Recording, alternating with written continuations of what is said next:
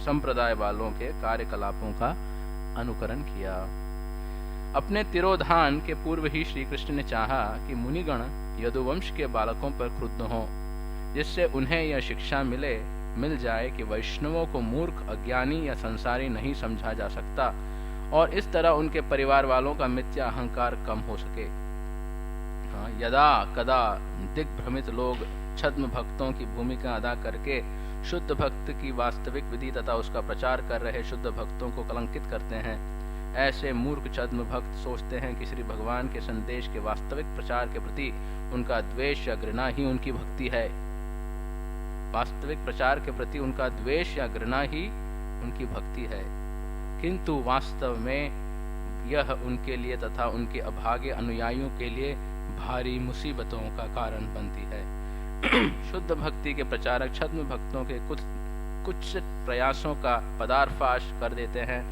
इसी तरह नारद इत्यादि मुनियों ने, जो कि उच्च कोटि के भगवत भक्त हैं, यदुवंश के बालकों को मोहग्रस्त मूर्ख कहकर संबोधित किया और उन्हें बतलाया कि इस छद्म गर्भ के भीतर या साधु के छद्म वेश के भीतर से एक मुसल जन्म लेगा, जो तुम्हारे वंश के विनाश का कारण बनेगा। विशेषकर भारत में और अब तो पाश्चात्य देशों में भी दूषित इंद्रिय भोगकर्ताओं का एक वर्ग है, जो अपने आप को गौड़ीय वैष्णव भी कहते हैं और प्रेम भक्ति की सर्वोच्च दशा प्रदर्शित करने का स्वांग भरते हैं। वे घोषित करते हैं कि वे भक्ति की सर्वोच्च अवस्था को प्राप्त हैं और वृंदावन में प्रदर्शित माधुर्य लीला के अंतरंग कार्यों से ही उनका सरोकार है। कभी कभी वे गोपियों का वेश भी बनाते हैं और आदर्श नियमों का पालन किए बिना श्री कृष्ण की लीलाओं में प्रवेश करने का झूठा प्रदर्शन करते हैं। प्रेमा भक्ति के नाम पर वे कभी कभी शुद्ध कृष्ण भक्तों के विरुद्ध घोर अपराध करते हैं। श्री चैतन्य मनोभीष्टं स्थापितं येन भूतले स्वयं रूप कदा मह्यं ददाति स्वपदान्तिकं वन्देऽहं श्रीगुरो श्रीयुतापदकमलं श्रीगुरून् वैष्णवांश्च श्रीरूपं साग्रजातं सहगण रघुनाथान्वितं तं सजीवं साद्वैतं सावधूतं परिजनसहितं कृष्ण चैतन्यदेवं श्रीराधा कृष्णपादां सहगण ललिता श्रीविशाखान्वितांश्च नमः ओं विष्णुपादाय कृष्णप्रेष्ठाय भूतले श्रीमते भक्तिवेदान्त स्वामिनिति नामिने नमस्ते सारस्वती देवे गौरवाणी प्रचारिणे निर्विशेष शून्यवादी पाश्चात्यदेशतारिणे नमो महावदन्याय कृष्णप्रेमप्रदायते कृष्णाय कृष्ण चैतन्य नामिने गौरत्वसे नमः।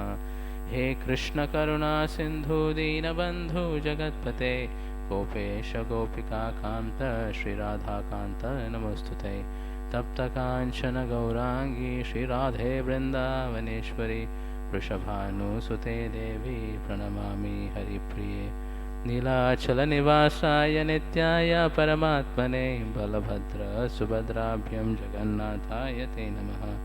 वाञ्छाकल्पतरुभ्यश्च कृपा सिन्धुभ्यैव च पतितानां पावनेभ्यो वैष्णवेभ्यो नमो नमः। जय श्री कृष्ण चैतन्य प्रभु नित्यानंद श्री अद्वैत गदाधार श्रीवासादि गौरभक्तवृंद हरे कृष्ण कृष्ण कृष्ण हरे हरे हरे राम राम राम हरे हरे। मुखं करोति वाचालं पंगुं लंघयते गिरिं यत्कृपातमहं वन्दे श्रीगुरु दीनतारिणं। हरे कृष्ण। तो सारे उपस्थित भक्तों से मैं कृपा की याचना करता हूँ कि हम श्रीमद् भागवत के इस प्रसंग से चर्चा कर सकें, जो मैं गुरु वर्ग से प्रभुपाद जी की वाणी से सीखा हूँ उसे ही दोहराऊं और आप सबकी सेवा में कुछ एफर्ट, कुछ श्रम कर सकूं। हरे कृष्ण। एवं प्रलब्ध मुनयस तानुचु कुपितान नृपा जनयिष्यति वो मंदा मुशलम कुलनाशनम।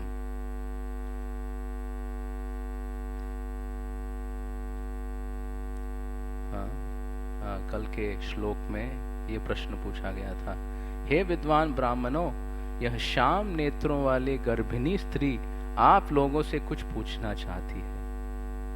जो यदुवंशी एक स्त्री का वेश धारण किए थे वो इन ब्राह्मणों के सामने आते हैं।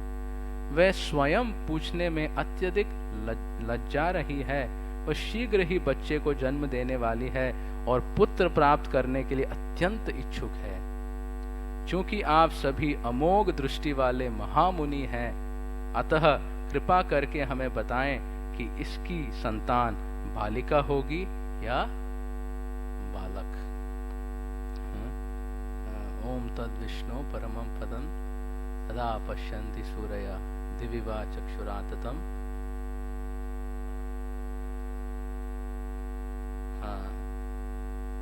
जाग्रवः विष्णुर तत्परमं पदम। तो जो ब्राह्मण होते हैं, जो वैष्णव होते हैं, जो बहुत भक्ति में परायण है, वो आपको भगवत धाम का दर्शन करा सकते हैं। उनकी ये शक्ति है। क्यों? क्योंकि वो स्वयं उसका दर्शन कर रहे हैं। इसीलिए वो आपको भी उस क्वालिफिकेशन तक ला सकते हैं कि आप भी दर्शन कर सको। और इस चीज को समझने के लिए ये शीतकाल बहुत ही अच्छा है। आज आप जब सुबह उठे होंगे, जब करते समय अगर आप बाहर जाएं तो पूरा कोहरा छाया होगा। कोहरा इतना छाया हुआ था कि आप देख नहीं सकते एलिटा को, डीएलएफ को, धरित्री को, अपने रथ को, किसी को भी देख नहीं सकते। पर क्या वो है? पर कोहरे के कारण आप देख नहीं सकते। उसी प्रकार ये जो जगत है आकाश में है। This whole material universe is in ether sky. वो भी एक फॉग है। तो जब ये कोहरा हटता है तब आप उस आध्यात्मिक धाम को देख सकते हो। तो जैसे कि अगर कोई व्यक्ति नया यहाँ पे आए, वो देखे कोहरे को और कहे अरे कुछ नहीं है यहाँ पे, तो ये तो सब आकाश ही है, आकाश ही है। आप कहेंगे मूर्ख, ये आकाश नहीं है। सूर्य जैसे ही उगेगा तभी आप देखोगे कि वहां पे भक्तों का आवास है। क्योंकि एलिटा में भी बहुत भक्त रहते हैं, डीएलएफ में रहते हैं। भक्तों का आवास, क्योंकि आपके पास वो आंखें हैं, तो आप उस सूर्य को उदय कराएं और सबको दर्शन कराएं। उसी प्रकार जैसे भागवत में लिखते हैं कलौ दृष्ट नष्ट दृशाम एष पुराणार्को धुनोदितः। कलो नष्ट दृशाम एष कृष्णे स्वधाम उपगते घर्म ज्ञानादिवीश कलौ नष्ट दृशाम एष पुराणार्को अधुनोदितः। तो प्रभुपाद जी कहते हैं ये नष्ट दृशा का मतलब क्या है? कलौ नष्ट दृशा मीन्स कि व्यक्ति आगे नहीं देख सकता। He can not be foresighted, he is only immediately sighted. वो सिर्फ पास की चीजों को देख सकता है, पास के इन्वेस्टमेंट को देख सकता है, दूरदर्शी नहीं हो सकता, क्योंकि कलौ नष्ट दृशा। वह जो महान संत होते हैं, ऋषिगण होते हैं, वो हर चीज को इन्वेस्ट करने से क्या रिटर्न आएगा, दूरदर्शन कर सकते हैं। तो जो वैष्णव है, जो ब्राह्मण है, वो हमें इस श्री वैकुंठ, श्री वृंदावन का दर्शन करा सकते हैं। हमारे आंखों के सामने वो ओझल है, क्योंकि इस जगत का कोहरा छाया हुआ है, परंतु वो देख सकते हैं। और उनको पता है जैसे ही पुराणार्क को, जैसे ही हमारे जीवन में कृष्ण की भक्ति का उदय होगा, वैसे ही धीरे धीरे ये कोहरा कम होते जाएगा और धुंधलापन दिखेगा, नामाभास, धीरे धीरे शुद्ध नाम ये वो तो है राइट। तो वो सूर्य कृष्ण की भक्ति का जैसे जागृत होगा, कृष्ण के प्रति भक्ति सेवा प्रेम जागृत होगा, वैष्णव के प्रति रति सेवा होगी, तो धीरे धीरे आप देखेंगे वैकुंठ का दर्शन शुरू हो जाएगा। जिस प्रकार आप कहेंगे रुक जाओ, 7-8 बजे सूर्य आएगा, आपको ये प्रदेश दिखेगा। तो ये वैष्णवों के, ब्राह्मणों की शक्ति है कि वो आपको भगवान का दर्शन करा सकते हैं। इसलिए प्रभुपाद जी कहते हैं अगर आप भक्तों के पास जाएंगे तो आपकी अपेक्षा होनी चाहिए कि भक्त आपको किसका दर्शन कराएंगे? भगवान का दर्शन।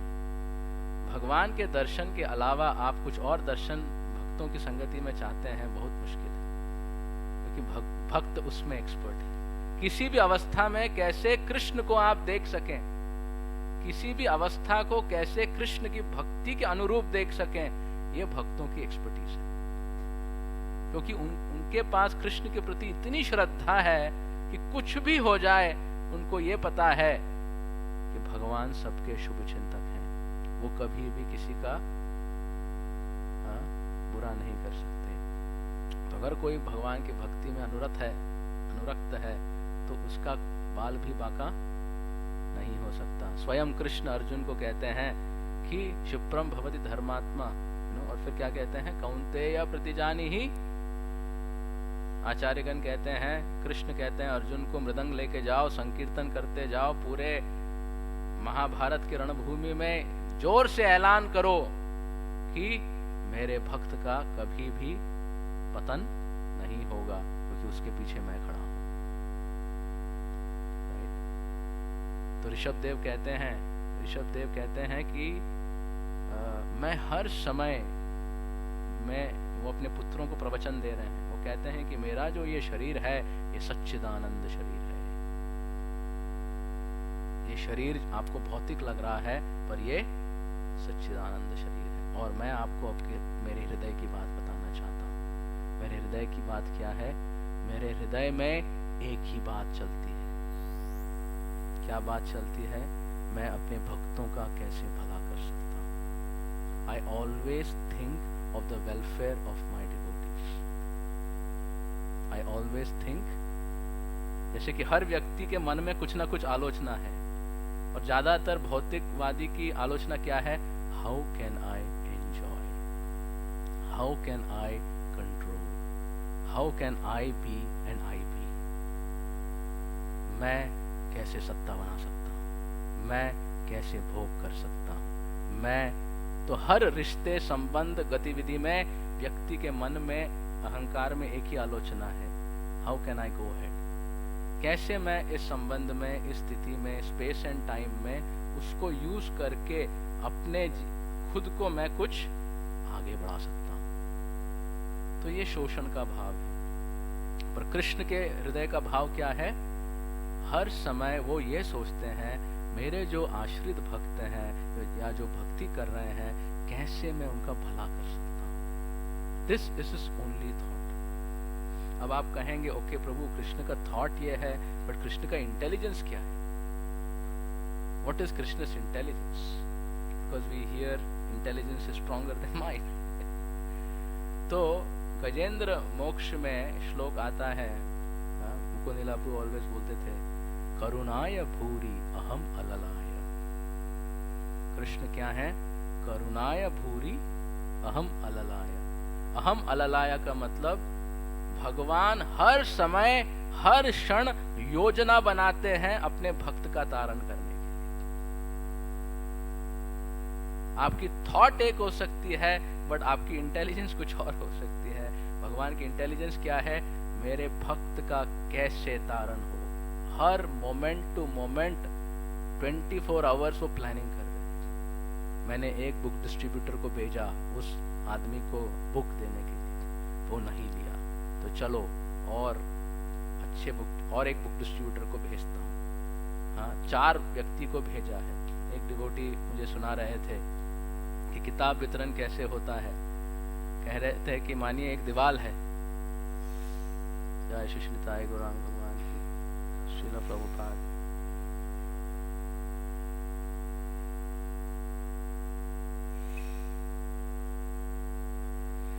एक भक्त बता रहे थे किताब वितरण के बारे में कि मानिए एक दीवार है और उस दीवार को नीचे गिराना है, मतलब वो काइंड ऑफ वीक हो गई है, उसको नीचे गिराना है। तो पहले एक आदमी आके मुक्के मारता है, कुछ नहीं होता है। फिर दूसरा आदमी आके बहुत मुक्के मारता है, कुछ नहीं होता है। तीसरा मारता है, चौथा मारता है, पांचवा मारता है, छठा मारता है। 10, 20, 25 लोग मार मार के मार देते हैं। और फिर 26th में हमारा आदमी जाता है, वो जाके जस्ट टच करता है और दीवार गिर जाती है। कैसे? उसके टच में इतनी शक्ति है, क्योंकि 25 लोगों ने मार मार के उसका फाउंडेशन हिला दिया, उसको क्रैक दे दिया, स्ट्रेस दे दिया, प्रेशर दे दिया। जब ये 26 वाला जाके स्पर्श किया तो उसी का वो वेट कर रहा था और वो जाके गिर गया। तो कहते हैं किताब वितरण भी ऐसा है, आप मुक्के मारते रहो या प्रचार करते रहो, हो सकता है आपका 10वां मुक्का है, 15 मुक्के के बाद हो जाएगा, और मुक्के मारते मारते कभी आपको 25 वाला भी मिल जाएगा कि 26 मारेंगे वो आपका हो जाएगा। तो ये टीम वर्क है, सब मुक्के मारते रहो, राइट? तो सबको भी मिलेगा और आप सबको देते भी रहो। जन्म सार्थक करी, मेरा भी प्रीचिंग हो, परोपकार तुम्हारा भी प्रीचिंग हो। राइट? तो करुणाय भूरी अहम अललाय, कृष्ण जो है योजना पे योजना बनाते हैं, और कृष्ण की सेना कौन सी है? वानर सेना, राइट? वानर सेना है। कितनी क्वालिफिकेशन है? बिल्कुल नहीं, ओनली क्या है? कमिटमेंट, कि प्रभु आपके साथ हम युद्ध लड़ेंगे। किससे लड़ेंगे? माया से लड़ेंगे। कितना आपने भूतकाल में कितना लड़के जीते हो? कुछ नहीं जीते हैं, पर अब जीतेंगे। क्यों? आपके साथ लड़ेंगे। राइट? विश्वास है, कमिटमेंट है, फेथ है और कमिटमेंट है, लड़ेंगे। और हम कृष्ण अपनी वानर सेना को लगा देते हैं और प्रचार कर रहे हैं, प्रसार कर रहे हैं, और करुणाय पूरी अहम अललाया। तो भगवान का इंटेलिजेंस क्या है? Constantly endeavouring for deliverance of his devotees. भगवान का मन क्या है? How can I do welfare of my devotees. ये भगवान का हृदय है, ये भगवान का मन है। इसीलिए वैष्णव का मन क्या है? पर दुख दुखी। वैष्णव जन तो तेने कहिए पीड़ पराई जाने रे। जो दूसरे की पीड़ा को समझ के दुखी हो जाते हैं, वो है वैष्णव, पर दुख दुखी। और जब वो अपने जीवन का समर्पण करते हैं उन लोगों को उद्धार करने के लिए, मान न आवे है, they don't feel pride, they feel grateful कि मेरा उद्धार हुआ है, मैं प्रभु की सेवा कुछ कर पा रहा हूँ। There is no ego, that is a Vaishnava। वो सेवा करे पर अहंकार ना आए, और दूसरों की पीड़ा जो समझ पाए, क्योंकि कृष्ण की ये भाषा है, कृष्ण का ये भाव है, कृष्ण की ये मन है, कृष्ण की ये बुद्धि है। Krishna can never take his devotee wrong. हमें बहुत बार चिंता होती है लोग हमें गलत ना समझ बैठे, हमारी सिंसियरिटी को वो समझे। यस, बहुत बार संबंधों में ये टेंशन होता है कि लोग हमें गलत ना समझें। तो श्री चैतन्य चरितामृत में आती है एक लीला, अंत्य लीला में महाप्रभु जगन्नाथपुरी गए हैं, जगन्नाथ मंदिर में हैं और भगवान का दर्शन ले रहे हैं। उड़िया एक स्त्री भीड़े दर्शन न पाई, गरुड़ छाड़ी देखे प्रभु रस कंधे पद दिया। तो एक उड़िया औरत थी और इतनी भीड़ थी, अभी अभी हम कुंभ से आए, तो जगन्नाथपुरी में इतने हजारों लाखों भक्तों की भीड़ थी कि दर्शन लेने के लिए जगह नहीं थी।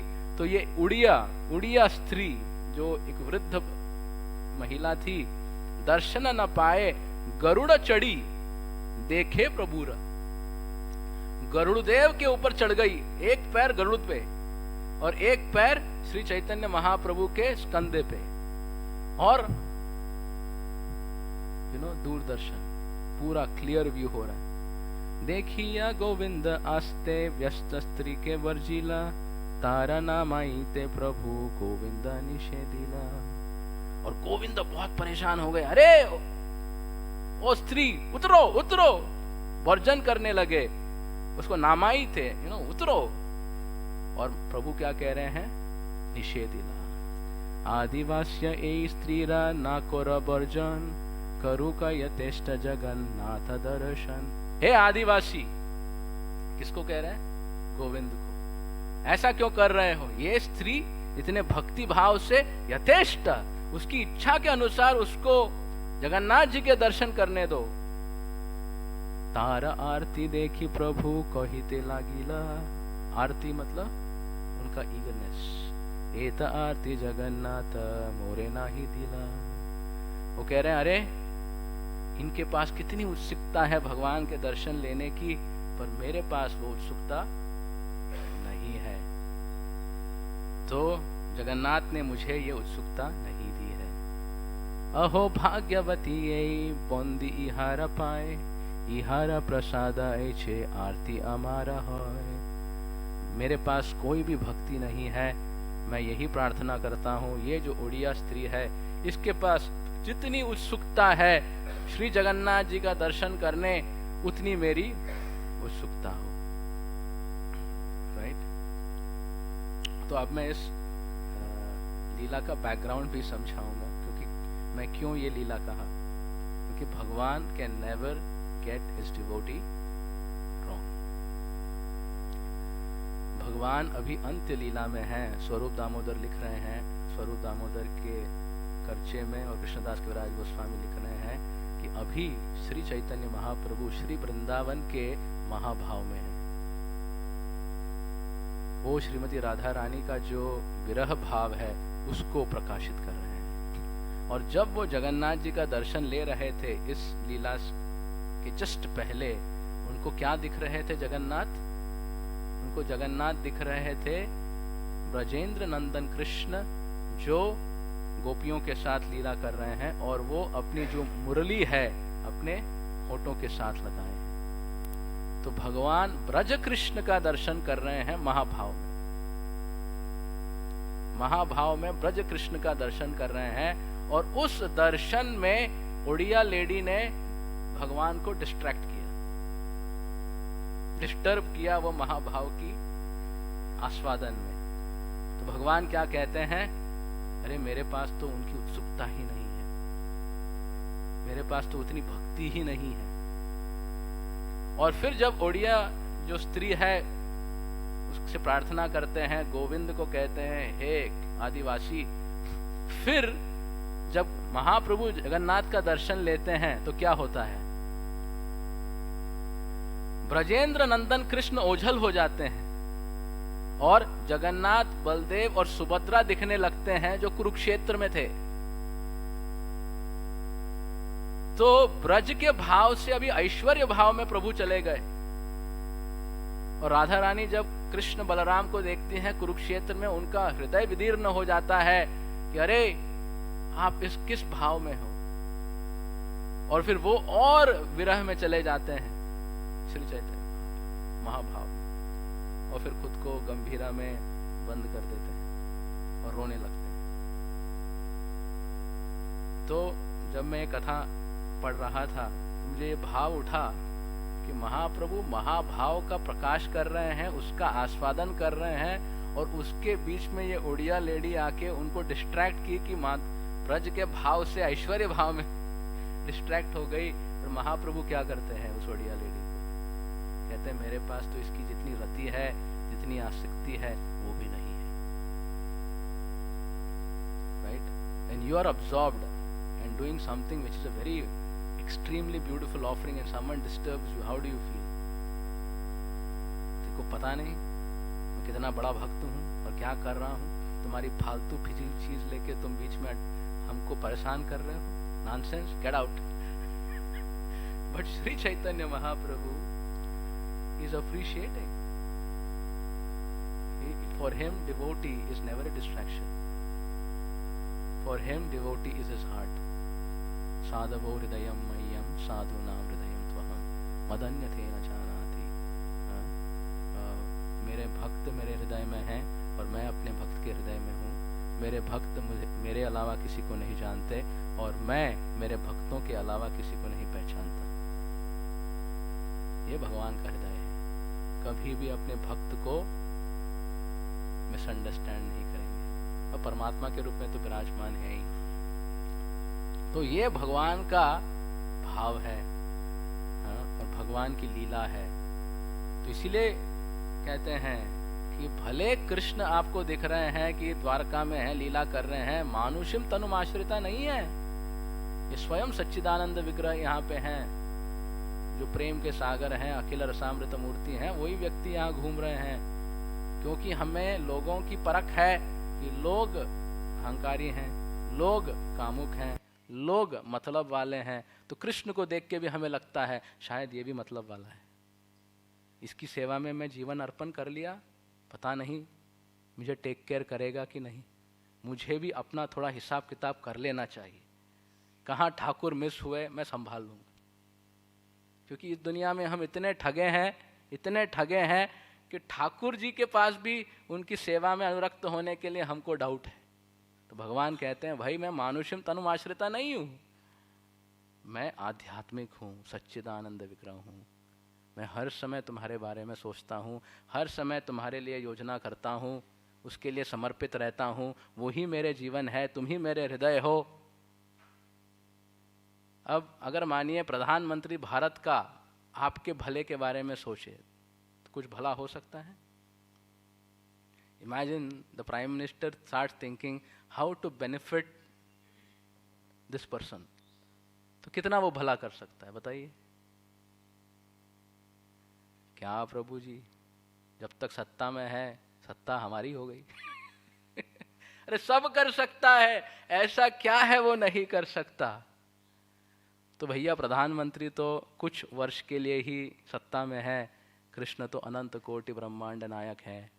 वो अगर आपके भले में के बारे में सोच रहे हैं तो आपको क्या चिंता है फिर? का चिंता मम जीवने। चिंता इसीलिए है क्योंकि हम भगवान के भाव को नहीं समझ पा रहे हैं। तो जब आप वैष्णव और ब्राह्मणों के पास जाते हैं वो आपको कृष्ण का दर्शन दे सकते हैं। That is the point. मतलब कैसे हम यहाँ से वहाँ पहुँच गए।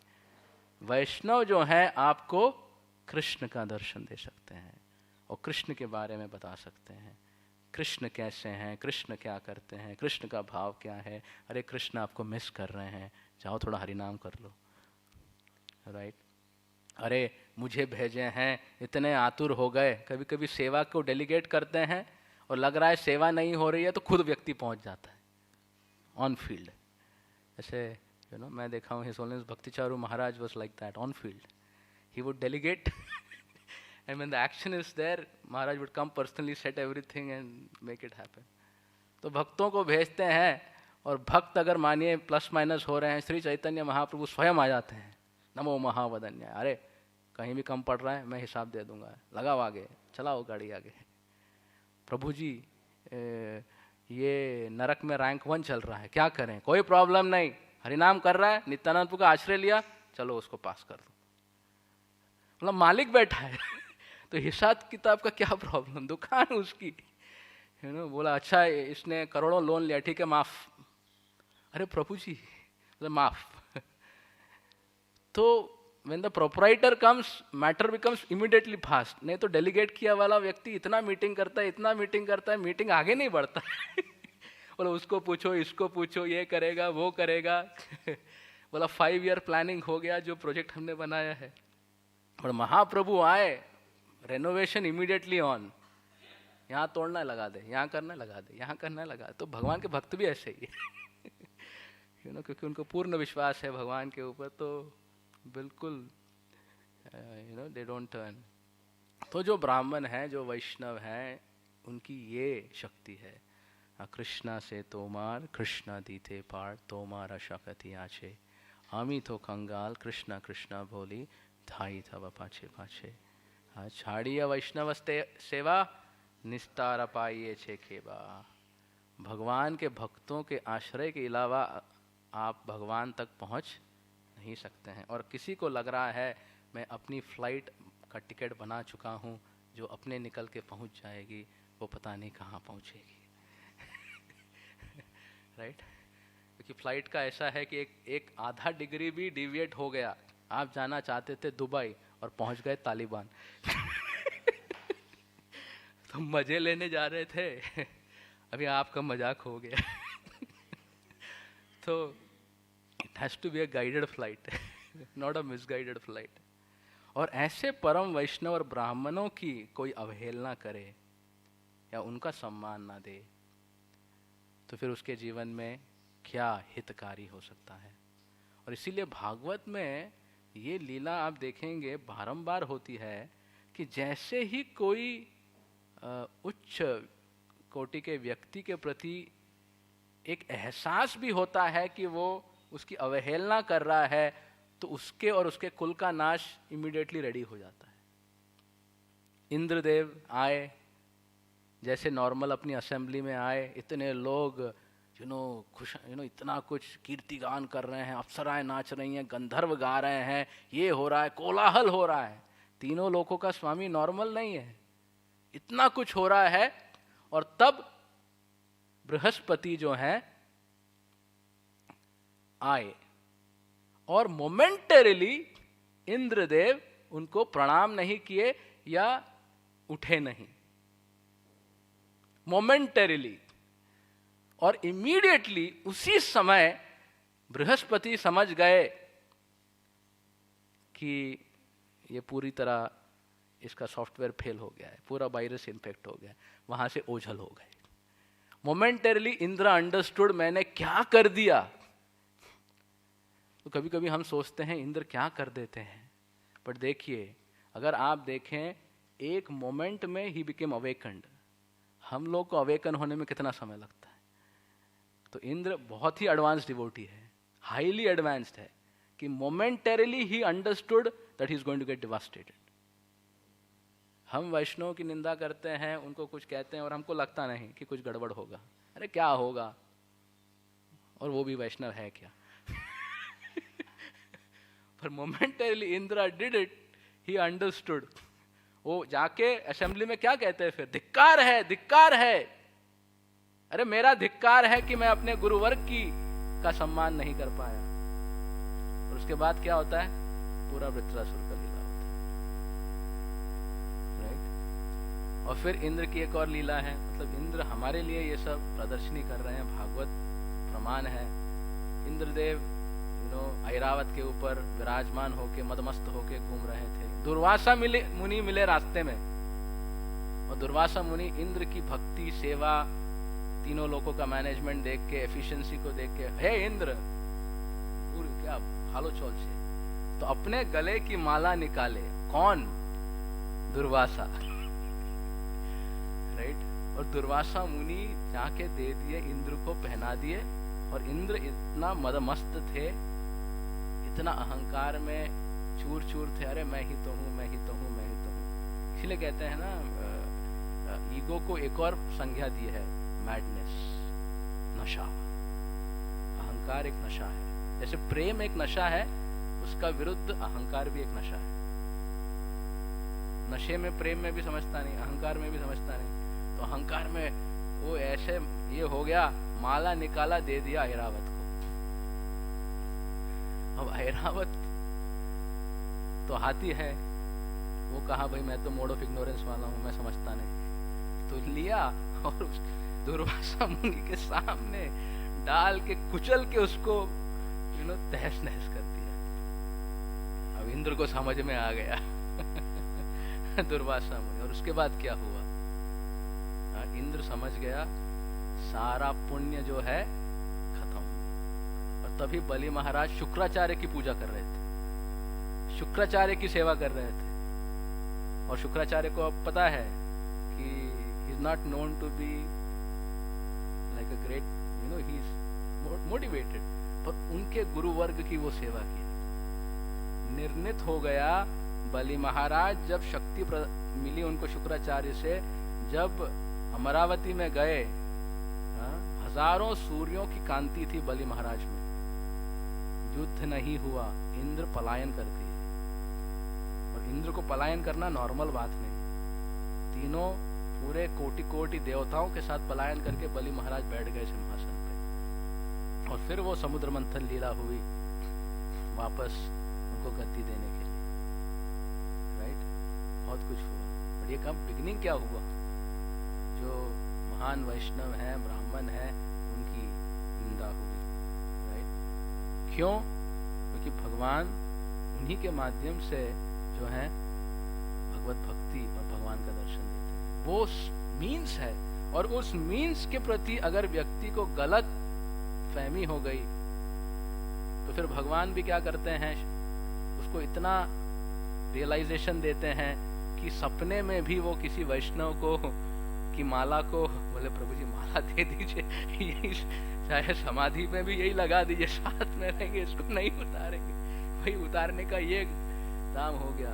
या if someone gives you a garland, don't remove it in front of him, he is giving you his mercy, you remove and put it on someone else, it is insult. मतलब वो आपको दिए तो आप उसको कैसे डील कर रहे हैं, that is your reciprocation to that person. ददाति प्रतिगृह्णाति are not simple things, you know, all these principles Rupa Goswami says is how to deal with devotees. It's a very very sensitive topic. You know, how do you deal with what a Vaishnava has given you a tadiya? How do you deal with him? How do you, so आप देखेंगे शास्त्रों में dealing with devotees is like a subject which is very strongly dealt, very strongly dealt. क्यों? क्योंकि भगवान जानते हैं कि उद्धार यहीं से होगा। महाप्रभु कहते हैं भाई हरिनाम करो और वैष्णव में दोष मत देखो, बस ये दो कार्यक्रम करो, मैं स्वयं गोलोक प्लेन लेके तुमको लेके जाऊं। भगवान कहते हैं क्यों? क्योंकि अहंकार का ये भाव है, हर समय दूसरों की गलती ढूंढ के व्यक्ति खुद की सत्ता बनाता है। तो यहाँ पे हम देखते हैं, हमारे पास कुछ समय है, इस लीला के बारे में कुछ कहेंगे। तो जो आध्यात्मिक जगत का वातावरण है वो प्रेम का वातावरण है, और प्रेम का वातावरण मतलब आप सेवा करते हो निरपेक्ष भाव से। आप किसी की सेवा करते हो तो आपको क्या एक्सपेक्टेशन होती है रिटर्न में मिलेगा? कुछ नहीं। क्या मिलेगा? और सेवा। क्या मिलेगा? और घाटा। ये है सेवा। सेवा में अगर अपेक्षा है तो फिर वो मतलब हो जाएगा। प्रेम मतलब like a mother and a father, वो सेवा करते हैं अपने पुत्र की या पुत्री की, क्या अपेक्षा? हाँ, सेवा करते हैं वो आपको रात को जगाएगा, सेवा करते हैं वो विष्ठा करेगा, सेवा करते हैं मनमानी करेगा। अरे भाई आजीवन वो अपनी ही करता रहेगा और माता पिता समर्पित होकर सेवा करते रहेंगे, और 18 साल 20 साल के बाद कहेगा मुझे कोई और अच्छा लगता है, आपसे अलग हो जाना चाहता हूँ। ठीक है बेटा, ठीक है बेटी, आपको अच्छा लगता है, ठीक है जाओ, आपकी अच्छाई में ही अच्छाई है। जैसे साधु संत बने कहते हैं मुझे साधु बनना अच्छा लगता है, तो हम लोग परिकल्पना नहीं कर सकते, किसी ने इन्वेस्टमेंट 20 साल का किया हो, 25 का किया हो प्रेम के इन्वेस्टमेंट के साथ, और वो व्यक्ति कहे अब मैं कहीं और जाना चाहता हूँ, तो कितना व्यक्ति के हृदय पे प्रहार होगा।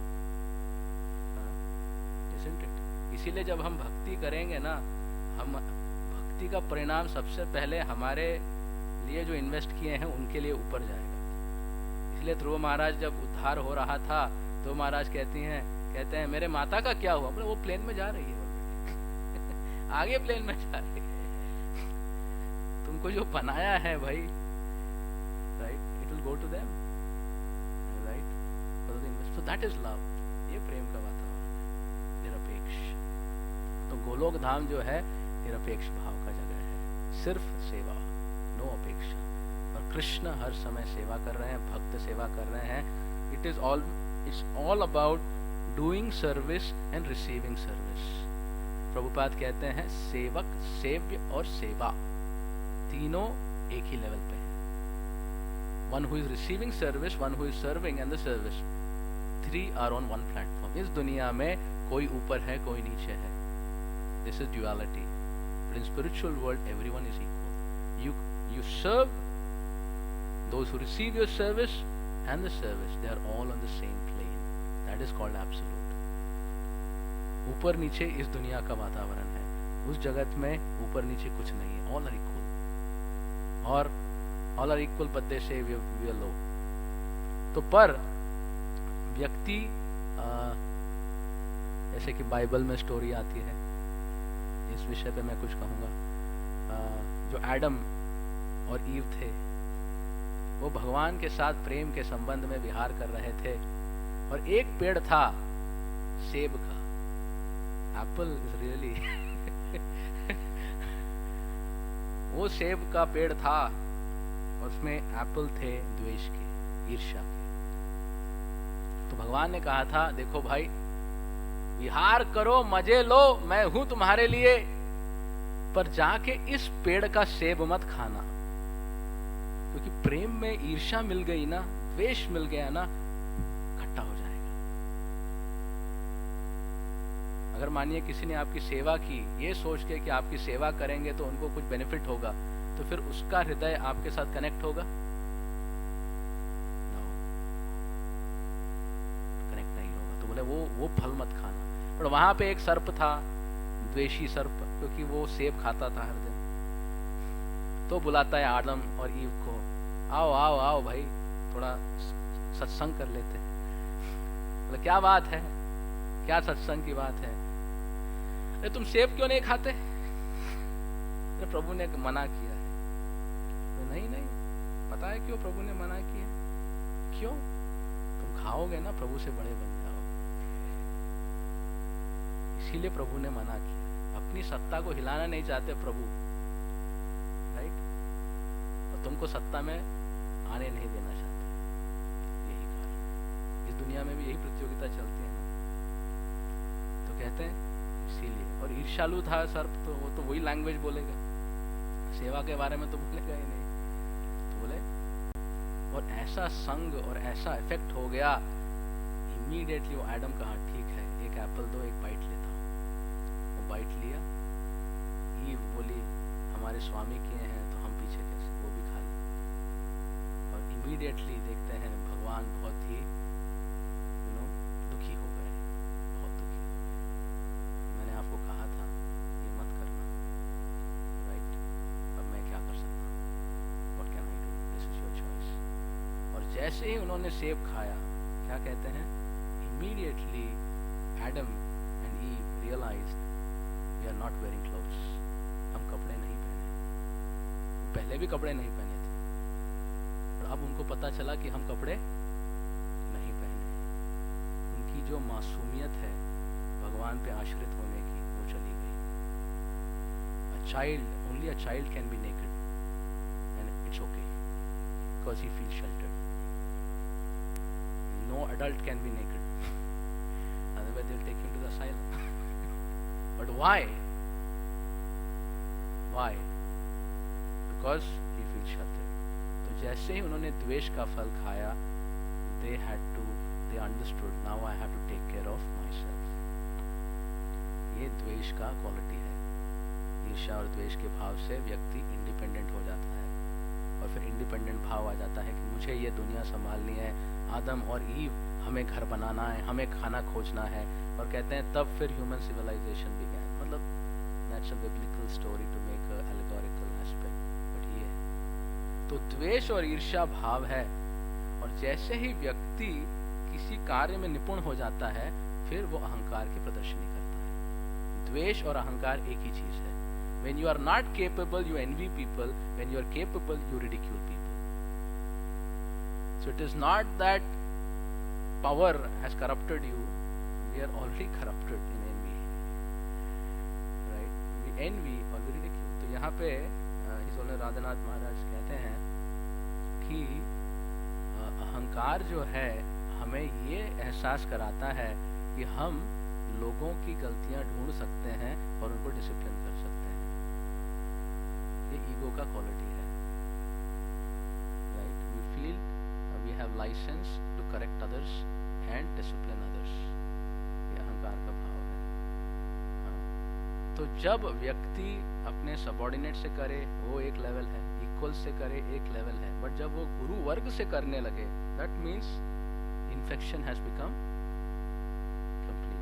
मुझे याद है मेरी माँ, मैं कुछ भी गलत करता था तो थप्पड़ मारती थी बचपन में, अभी नहीं। छोटी सी गलती की, बगल में गया तो माता जी मेरे को फल दी हाथ में, स्वीट दी, आया वापस, बोला थैंक यू, बोला नहीं, थोड़ा जाओ थैंक यू बोल के। तो मेरे को थोड़ा शॉक ट्रीटमेंट होता था बहुत बचपन में। मारा फड़, मारा धड़, आजकल तो बोलेंगे चाइल्ड अब्यूज, बट पता नहीं, इमीडिएट इम्पैक्ट मिलता था मेरे को। मतलब गलती करने का ज्यादा मौका मिलता ही नहीं था, और मैं मन में बहुत ही गुणगान करता था उनका। And what was her logic? She had a logic, by the way. It is not that she was emotionally enraged. वो कहती थी, देखो बेटा, आज तुम उनके साथ दुर्व्यवहार किए, आपको एक बार आदत हो जाएगी, फिर आप इसके साथ दुर्व्यवहार करोगे, वो आदत हो जाएगी, फिर आप अपने परिवार में दुर्व्यवहार करोगे, फिर आप मेरे साथ दुर्व्यवहार करोगे, कल अपने पिता के साथ दुर्व्यवहार करोगे, और उस प्रकार सब खत्म हो जाएगा। सो शी वुड से कि the infection should be nipped at the bud, right? That is why discipline is so important, क्योंकि वी आर इन्फेक्टेड। तो इसीलिए एनवी हमारा जो है इन्फेक्शन है, और वो रिडिक्यूल में हो सकता है। तो कहते हैं इसीलिए हरिनाम करते करते हमें नम्रता को भी जागृत करना है। Holy name, Maharaj gave a lecture. Shri Chaitanya Mahaprabhu आए हैं हरिनाम लेके, बट हरिनाम के साथ और एक चीज लेके आए हैं। क्या है? He has come चित्रनादपि सुनीचेन तरोरपि सहिष्णुना अमानिना मानदेना कीर्तनीय। He said he has come with holy name coupled with Trinadapi verse.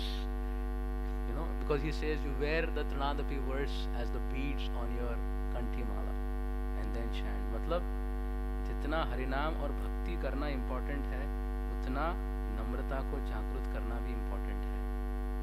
Because भक्ति में उन्नत होंगे तो अहंकार आएगा, और वो अहंकार अपराध का कारण बनेगा, और वो पतन का कारण बनेगा। तो वो उन्नति अगर अहंकार के कॉस्ट पे आए, मुश्किल है। तो महाराज जी कह रहे थे कि हमें हरिनाम भी करनी है, और साथ ही साथ उतना ही परिश्रम करना है अहंकार ना जागृत हो। If I am feeling accomplished by my service, there's a problem. If I feel I am better than others, there's a problem. So just like you work to get something done, you have to work hard to work with that feeling also. महाराज जी बता रहे थे। क्यों? क्योंकि फिर ईर्ष्या, ridicule, लोगों की निंदा करने में, और वो निंदा आज इससे शुरू होगी, अरे ये गड़बड़ है, वो गड़बड़ है, ये भी गड़बड़ है, वो भी गड़बड़ है, ये भी गड़बड़ है, वो भी गड़बड़ है। जैसे कल अनंत भगवान को बता रहे थे कि गड़बड़ है महाप्रभु तक पहुंच गए, कृष्ण ही बचे, और बाद में अरे कृष्ण की लीला भी समझ में नहीं आती। तो सभी गड़बड़ है। कौन ठीक है? मैं। Right? He gave a very beautiful lecture yesterday, analyzing that if we don't get surrendered, if we don't shelter ourselves in association of devotees, अगर भक्तों के आश्रय में हम आश्रित नहीं हुए तो बेड़ा पार नहीं होगा। तो ये जो प्रसंग है बहुत शिक्षादायक है हम सब भक्तों के जीवन में। भगवान अपने ही परिवार के सदस्यों के माध्यम से हमें ये सिखाना चाहते हैं कि great souls cannot not be